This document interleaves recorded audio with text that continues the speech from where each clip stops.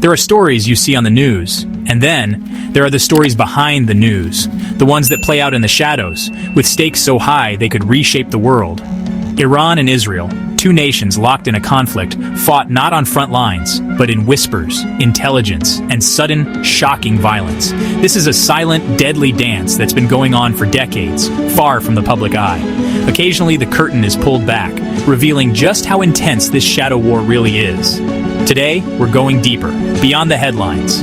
We'll explore the most audacious, high-tech operations targeting Iran's top scientists and generals. These are calculated, precise strikes, allegedly carried out by one of the world's most formidable intelligence agencies. This is about spies, assassins, and a high-stakes chess match where every move could change the game forever. We're peeling back the layers of secrecy to understand how these operations happen, who's behind them, and what it all means for the Middle East. This is the story of Iran's fallen minds. January 3rd, 2020. Baghdad International Airport.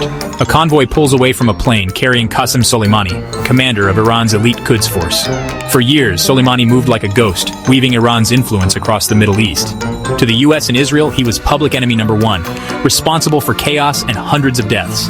That night, as his convoy moved along the airport road, it was being watched by an American MQ-9 Reaper drone. The order came from the highest levels of the US government. In a flash, Hellfire missiles obliterated the convoy. Soleimani was dead. The US took responsibility, but the intelligence was reportedly a collaboration with Israel's Mossad. This wasn't just an assassination, it was a message. If they could reach Soleimani, who was safe? The gloves were off. The shadow war was now out in the open. Iran vowed revenge. The world braced for war. It was a masterclass in modern warfare. American firepower, Israeli precision. The world saw a drone strike, but it was years of patient spy work. The strike on Soleimani was a dramatic opening act. The shadow war had just gone public. If the Soleimani strike was raw power, the elimination of Mohsen Fakhrizadeh was terrifying ingenuity. Fakhrizadeh, the father of Iran's nuclear program, was a ghost, so secretive the West barely knew his face. On November 27, 2020, he traveled with his wife in an armored car outside Tehran, surrounded by bodyguards, but the team hunting him wasn't planning a conventional ambush. As his convoy passed a parked Nissan truck, the trap was sprung. Hidden in the truck, a Belgian-made machine gun, bolted to a robotic apparatus, controlled remotely by a Mossad team over 1,000 miles away. The weapon, smuggled into Iran in pieces, was equipped with AI and cameras, allowing operators to identify Fakhrizadeh's vehicle and face. Facial recognition confirmed the target. The first volley ripped into his car, forcing him out. The robotic gun swiveled, locked on, and fired a precise burst. Fakhrizadeh was hit multiple times. The operation lasted less than a minute. The truck self-destructed, erasing evidence. The hit team vanished. No assassins on site. The killer was a machine, guided by AI. This was a technological and psychological masterpiece. To carry out a satellite-controlled assassination in broad daylight, near Tehran, showed a level of operational freedom that humiliated the regime. Iranian officials were left confused, their initial reports conflicting. The truth: a remote-controlled AI-assisted weapon had struck at the heart of Iran's security. This operation redefined covert action, blending classic espionage with cutting-edge tech. The use of a remote AI-assisted weapon was a quantum leap in the shadow war. Israel offered no comment. It didn't need to. The sophistication and target were a clear signature. The message: we can reach you anywhere, anytime, with methods you can't imagine. For Iran's most protected figures, the future had just become a very dangerous place. The age of silent scientist killings had entered a new, terrifying phase. The world had witnessed the next frontier of espionage. The shadow war was now a war of machines and minds, and Iran's leadership was left reeling. Before drones and robotic guns, there was a quieter, more intimate campaign. Between 2010 and 2012, a wave of assassinations swept through Tehran's scientific community, targeting those building Iran's nuclear knowledge base. The methods were brutally simple: assassins on motorcycles, magnetic sticky bombs, and quick getaways. Masoud Ali Mohammadi, a physics professor, killed by a bomb-rigged motorcycle outside his home. Majid Shahriari, a key nuclear figure, killed by a magnetic bomb on his car. His colleagues survived a similar attack the same day.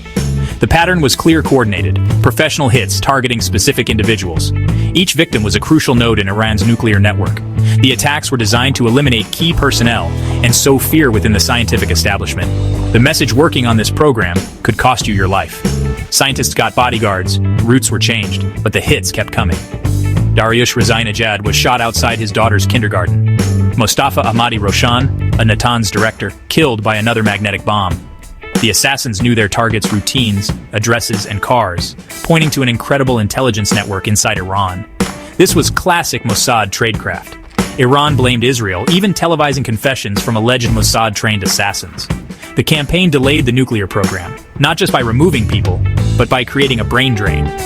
Many scientists left or refused to join, fearing for their lives. Mossad's alleged ghost protocol was in action, silent, deniable, ruthlessly effective. The battlefield could be any street, any car, at any time.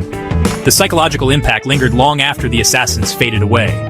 This brutal chapter set the stage for even more audacious operations. The Shadow War was relentless, and the message was clear. Nowhere was safe.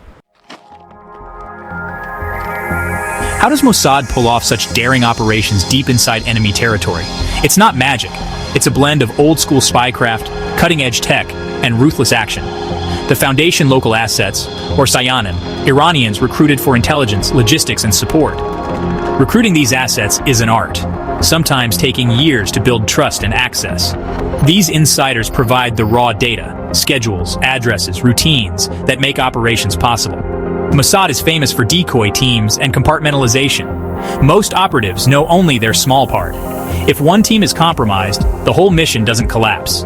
Technology is key. AI sifts through data. Facial recognition confirms targets, and surveillance tools track movements. The hit team, often from Mossad's Kidan unit, is elite, trained in firearms, explosives, disguise, and languages.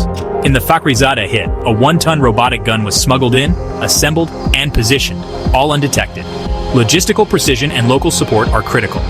The exit strategy is planned as meticulously as the attack escape routes, multiple passports, safe houses. The self-destructing gun was both evidence eraser and diversion. This combination of human intelligence, tech, and flawless planning makes Mossad formidable. Their doctrine: eliminate problems at the source, create persistent fear, and keep adversaries off balance. They don't win every time, but their successes are legendary. Mossad is a constant, invisible pressure, a reminder that the shadows have eyes. The goal isn't just individual hits, but a state of perpetual uncertainty for their enemies. It's about demonstrating capability so advanced, the enemy is forced to always look over their shoulder. The Shadow War is as much psychological as it is physical. Mossad's operations are the engine driving this relentless conflict. In the world of espionage, they set the standard.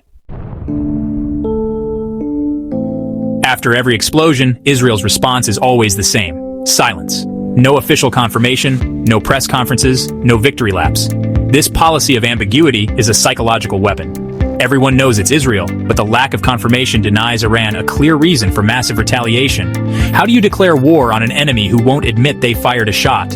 This deliberate ambiguity creates a narrative of Israeli omnipotence. The legend of Mossad grows with every operation. The perception Mossad can be anywhere, do anything, reach anyone.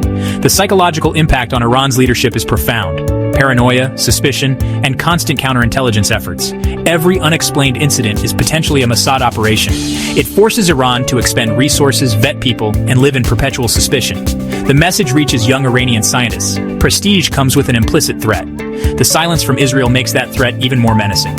This is gray zone conflict, warfare below the threshold of open war. The goal: degrade capabilities, disrupt plans, shape behavior, all with plausible deniability. The assassinations are tactical moves in a larger strategic game. The message isn't just for Iran, it's for the world. Israel demonstrates capability and resolve, warning adversaries and reassuring allies. Each operation is a paragraph in a long, ongoing message. There is a red line, and Israel will do whatever it takes to prevent a nuclear Iran. The silence is the message, a chilling declaration that this war will be fought on Israel's terms, in the shadows. The lack of confirmation is the ultimate power move. The tension is constant, the future uncertain. The shadow war continues, waiting for the next silent, deadly strike. From drone strikes in Baghdad to robotic guns in Tehran, the shadow war between Israel and Iran is relentless and ever-evolving. These operations are more than intelligence coups. They're messages written in blood and fire, designed to instill fear, delay progress, and remind Iran of its vulnerability. This is 21st century warfare, fought in the shadows with technology and audacity. What we've covered is just a glimpse into this clandestine world. The only limit is imagination, and the lines between war and peace are blurred. The game of chess continues, each move more critical than the last.